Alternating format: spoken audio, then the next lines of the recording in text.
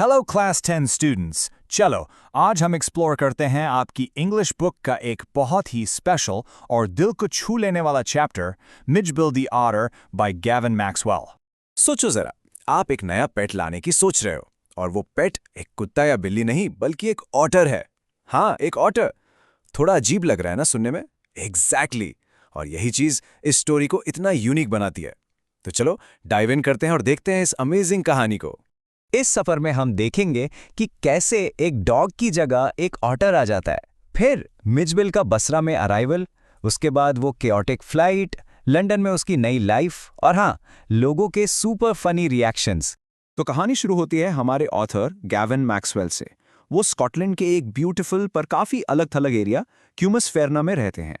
अभी अभी उनके डॉग की डेथ हुई है और वो इतने सैड हैं कि उन्होंने पक्का डिसाइड कर लिया है कि बस अब और कोई डॉग नहीं। अकेलेपन का क्या करें, राइट? तभी उनके दिमाग में एक बिल्कुल ही out of the box idea आता है। जैसा कि ऑथर खुद कहते हैं, उन्हें लगा व्हाई नॉट एन ऑटर। उनका घर पानी से घिरा हुआ था, so it was the perfect place. और जैसे किस्मत में लिखा हो, उनके एक दोस्त ने सजेस्ट भी कर दिया कि इराक के टिग्रिस मार्शेस में बेहतरीन ऑटर्स मिल जाते हैं। ओके, सो सीन शिफ्ट होता है बसरा, इराक। ऑथर वहां अपनी मेल कलेक्ट करने गए हैं, पर उन्हें क्या पता था कि मेल से भी ज्यादा सरप्राइजिंग कुछ और उनका वेट कर रहा था। 5 दिन, पूरे 5 दिन के लंबे इंतजार के बाद आखिरकार उनका मेल आता है। जब वो उसे पढ़ने अपने बेडरूम में जाते हैं, वो देखते हैं कि फ्लोर पर 2 अरब आदमी बैठे हैं और उनके पास एक बोरी है, एक सैक जो थोड़ी थोड़ी देर में हिल रहा था। स्क्वर्मिंग। उसके अंदर कुछ जिंदा था। और तभी उन लोगों ने ऑथर को एक छोटा सा नोट दिया। नोट उनके दोस्त का था और उसमें सिंपल सा लिखा था, हियर इज योर ऑथर। बस यही वो मोमेंट था जब ऑथर की लाइफ हमेशा के लिए बदलने वाली थी। The experiment was about to begin. तब बोरी खुली और उसमें से जो क्रीचर निकला वो सर से पांव तक कीचड़ में सना हुआ था। ऑथर कहते हैं कि वो एक छोटा सा मिडीवली कंसीव्ड ड्रैगन जैसा लग रहा था। मतलब सोचो, जैसे पुराने जमाने की कहानियों वाला एक मिनी ड्रैगन जिसके पूरे शरीर पर मिट्टी के नुकीले स्केल्स जैसा पैटर्न बना हुआ था। और उसी मोमेंट से ऑथर को ऑटर्स से एक थ्रोल्डम हो जाता है। स्टूडेंट्स, ये एक इंपॉर्टेंट वर्ड है।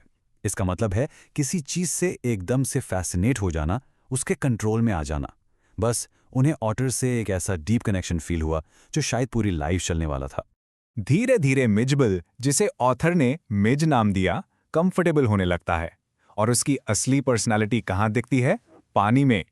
बाथरूम में जाते ही वो लिटरली वाइल्ड विद जॉय हो जाता था। बाथटब में ऐसे उछलता कूदता स्प्लैश करता था जैसे कोई छोटा हिप्पो हो।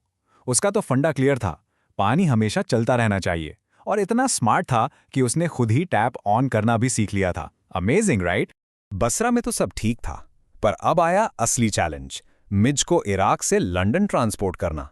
और जैसा कि आप गैस कर सकते हैं, ये जर्नी आसान बिल्कुल नहीं थी। It was total chaos. Airline के रूल्स के हिसाब से मिज को एक छोटे से बॉक्स में पैक करना था।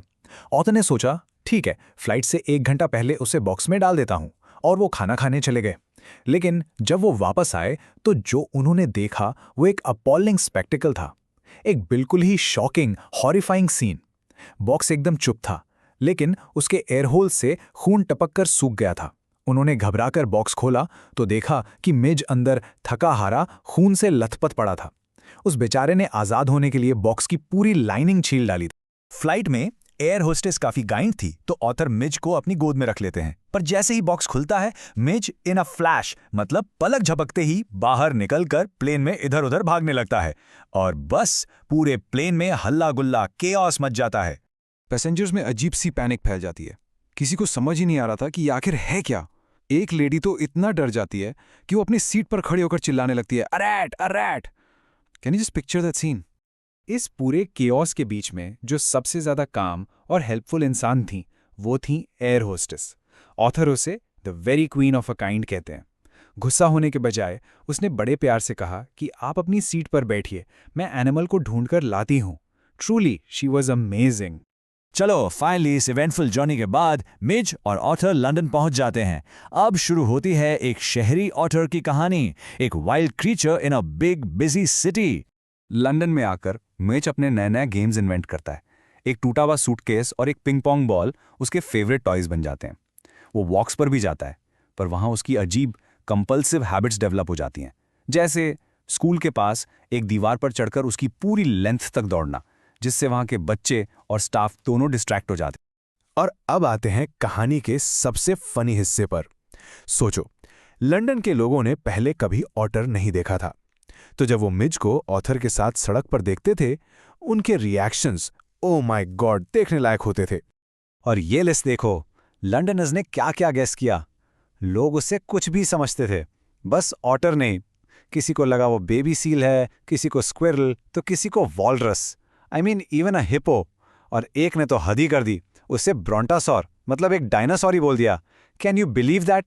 मिर्ज उनके लिए कुछ भी था, बस एक ऑटर ने। लेकिन इन सब में से सबसे बेस्ट रिएक्शन एक लेबरर का था, जो सड़क पर गड्ढा खोद रहा था। उसने ऑथर को दूर से आते देखा, अपना काम रोका और घूरता रहा। और जब ऑथर उसके पास पहुंचे तो उसने गुस्से में ग्राउल करते हुए पूछा, hey mister, what is that supposed to be? मतलब जैसे कि ऑथर ने उसके साथ कोई प्रैंक कर दिया हो। तो आखिर में मिजबिल सच में एक बहुत ही यूनिक पेट था। ये कहानी सिर्फ एक फनी एडवेंचर नहीं है, ये हमें इंसानों और जानवरों के बीच के स्पेशल बॉन्ड के बारे में भी बहुत कुछ सिखाती है। इसके बारे में ज़रूर सोचना, बिकॉज ये आपके एग्जाम्स के लिए एक इम्पॉर्टेंट थीम है। ये कहानी हमें इस अनोखे रिश्ते के बारे में क्या बताती है?